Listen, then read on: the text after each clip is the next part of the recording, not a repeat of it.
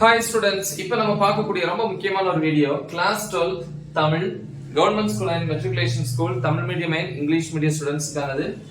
So இது வந்து பார்த்தீங்கன்னா ஹாஃப் இயர்லி எக்ஸாம் 2024-25 கானது. ப்ரிப்பரேஷன் அண்ட் ப்ரெசன்டேஷன் டிப்ஸ் எப்படி வந்து ப்ரிப்பேர் பண்ணணும், என்னென்ன ஏரியாஸ் வந்து நம்ம ப்ரிப்பேர் பண்ணா ஃபுல் மார்க்ஸ் இல்லையா 90 மார்க்ஸ் கொஸ்டின் 90க்கு 90 பிளஸ் 10 மார்க்ஸ் வந்து இன்டர்னல் அப்படி டோட்டல் 100 மார்க்ஸ் ஸ்கோர் பண்றதுக்கான அந்த ப்ரிப்பரேஷன் டிப்ஸும் ப்ரெசன்டேஷன் டிப்ஸும். ஸோ டைமிங்கை வந்து ப்ராப்பராக என்ன பண்ணணும், யூட்டிலைஸ் பண்ணணும். எப்பவுமே வந்து 3 hours எக்ஸாம்னா ஒரு 15 minutes முன்னாடி நீங்க என்ன பண்ணணும், எக்ஸாமை வந்து கம்ப்ளீட் பண்ணிட்டு அதுக்கப்புறம் ரீட் பண்ணணும். நீங்க எழுதுனது அதில் வந்து எவ்வளவு மிஸ்டேக்ஸ் இருக்கு அப்படின்னு. கண்டிப்பா வந்து கொஸ்டின் நம்பர் தப்பா போட்டிருக்கலாம், இல்லை ஏதாவது எழுத்து பிழைகள் இருக்கலாம். தமிழை பொறுத்த வரைக்கும் அதை ரொம்ப பார்ப்பாங்க. ஸோ மெயின் பாயிண்ட்ஸ் வந்து ஹைலைட் பண்ணணும். ஸோ இதெல்லாம் வந்து நீங்க கரெக்டா என்ன பண்ணிக்கணும், நோட்டீஸ் பண்ணிக்கணும். அதே மாதிரி வந்து பாத்தீங்கன்னா ஃபர்ஸ்ட்ல வந்து நீங்க என்னென்ன கொஸ்டின்ஸ் வந்து சூஸ் பண்ண போறீங்க, நம்பர் ஆஃப் கொஸ்டின்ஸை கவுண்ட் பண்ணணும். அதே மாதிரி ஈஸியான கொஸ்டின்ஸ், ஷார்ட்டா இருக்கக்கூடிய கொஸ்டின்ஸ் வந்து சூஸ் பண்ணீங்கன்னா உங்களுக்கு டைம் வந்து சேவ் ஆகும். சரி, இப்போ என்னென்ன ஏரியாஸ் வந்து நம்ம ப்ரிப்பேர் பண்ணணும் அப்படின்னு பார்ப்போம். பகுதி 1 பொறுத்த வரைக்கும் 14 ஒரு மதிப்பெண் வினாக்கள் 14 1 மார்க்ஸ் இருக்கு. என்னென்ன ப்ரிப்பேர் பண்ணா இந்த 14 1 மார்க்ஸையும் நம்ம எழுதலாம் அப்படின்னு பாத்தீங்கன்னா பலவுள் தெரிக, ஸோ அதை பார்க்கணும். இலக்கண தேர்ச்சிகள், நூல் மற்றும் நூலாசிரியர், பொருள் தருக, இலக்கண குறிப்பு, கலைச்சொல், பயிற்சி பார்த்துக்கணும், புக்கு பின்னாடி இருக்கிற பயிற்சி, உரைநடை புக்கின் சைட்ல வரக்கூடியது, புக்கு பகுதியில செய்யுள் துணைப்படத்துல வந்து புக்கின் சைட்ல இருந்து கேட்பாங்க. பெட்டி செய்தி பாக்ஸ் இல்லையா, பாக்ஸ் போட்டு கொடுத்துருப்பாங்க.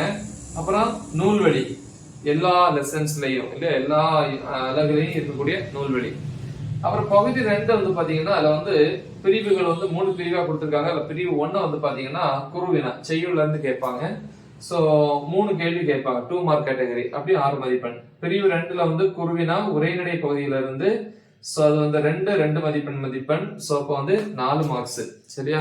அதுக்கப்புறம் வந்து பாத்தீங்கன்னா பிரிவு 3 7 2 மார்க்ஸ் வந்து கேட்கறாங்க, 14 மார்க். என்னன்னா பாருங்க, சோ இதெல்லாம் படிச்சீங்கன்னா அதை கண்டிப்பா அட்டன் பண்ணிடலாம். பேச்சு வழக்கை எழுத்து வழக்காக மாற்றுக. சோ இது வந்து டெக்ஸ்ட் புக்ல இருக்கக்கூடிய பேஜ் நம்பர்ஸ் கொடுத்திருக்கிறேன். அப்புறம் சொல்லை பிரித்தும் சேர்த்தும் எழுதுக, புணர்ச்சி விதி, பகுபத உறுப்பிலக்கணம், மரபு சொற்களை தொடரில் அமைக்க, வல்லின மெய் இட்டும் நீக்கியும் எழுதுக, கலைச்சொல், பொருள் வேறுபாடறிந்து தொடர் அமைக்க, அப்புறம் உவமை தொடர்களை சொற்றொடரில் அமைக்க, மரபு பிழைகளை நீக்குக, வேற்றுமை உருவுகளை சேர்த்து முறையான தொடர்களாக ஆக்குக, மயங்கொலி சொற்களை ஒரே தொடர் ஆக்குக, அப்புறம் இலக்கண தேர்ச்சி.